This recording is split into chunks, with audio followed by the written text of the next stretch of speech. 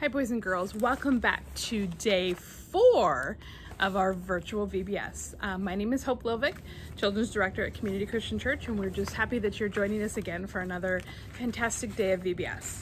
Now I love day 2 with learning about the Bible glasses, but day 3, that's where has to be my favorite because we got to learn about Christ and what Christ did for us.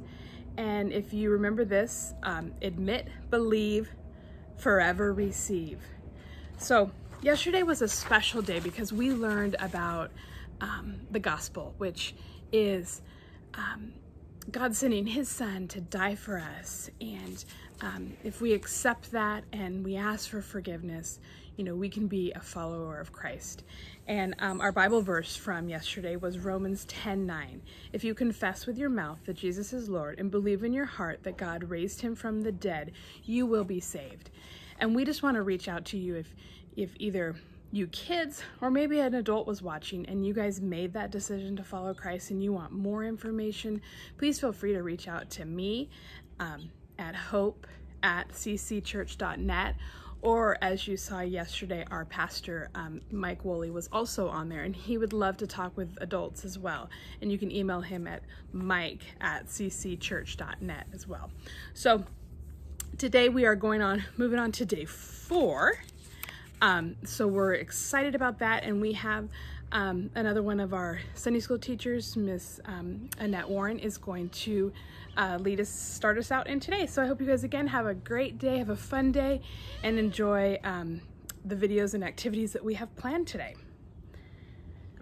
Hi guys, welcome to day 4 of VBS. Woo! We're very excited. Well, today is the day about the extreme place of freezing places around the world. And of course, I have some funny jokes to start us out with. These jokes might quack you up. What do birds eat for breakfast? Thinking, shredded wheat. Ha ha ha. And what do you call a rooster who crows every morning? Why, he's an alarm clock. Ha ha ha. Oh, alarm clock. Did you get it? And what does a bird eat in its soup? Quackers, of course. So, haha, lots of funny things. But today we're going to be talking about the incredible animals that live in freezing environments in the world. And it may be difficult for people to live in this freezing environment. It is so cold that people can't live there. They can go visit and have an adventure, but they can't live there. But there are animals that actually live in this place. And the first one I want to tell you about is the wood frog. Here he is. The wood frog really reminds me of a popsicle because he freezes in the wintertime. He absolutely is frozen. And normally, if you freeze, I'm afraid that you might pass away.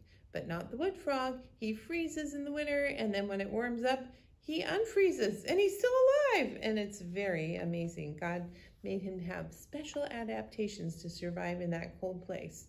And thinking about cold places, I am thinking about, I wish I had my coat.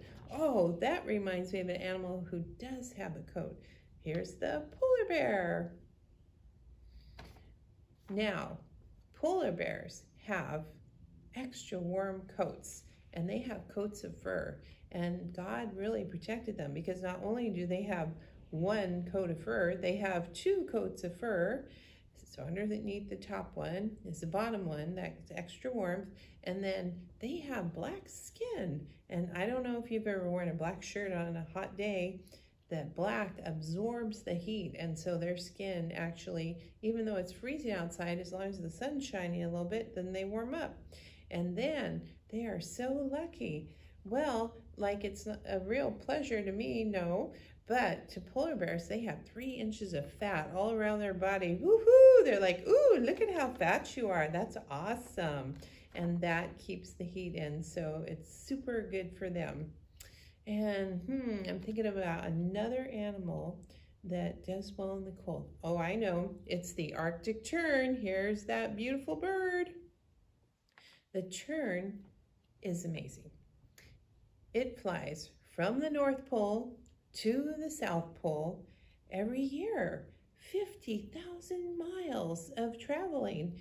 And God programmed it to be able to find the way. If I had to drive from the North Pole to the South Pole, I wouldn't make it. I would get lost on the way, but not the Arctic tern. They, without even a GPS or their Google Maps, they just fly the 50,000 miles every year. And that is extreme.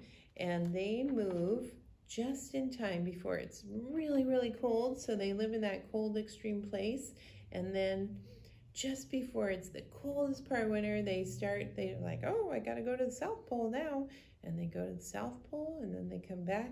It's amazing. They are called the Arctic tern. And since we're talking about Arctic terns, I want to introduce you to the Bible buddy, Turner, the Arctic tern.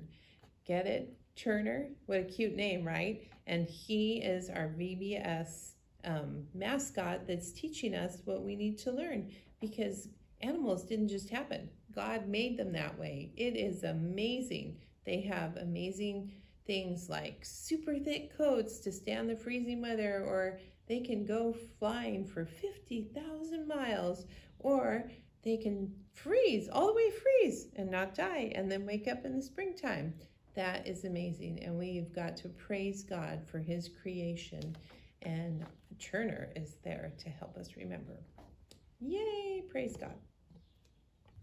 Well, that's all I have to tell you today about the frozen places in the world. I hope that you enjoyed the rest of your videos today and that you learned some more about those frozen places and God's amazing creation. Have a great day at VBS. Yay!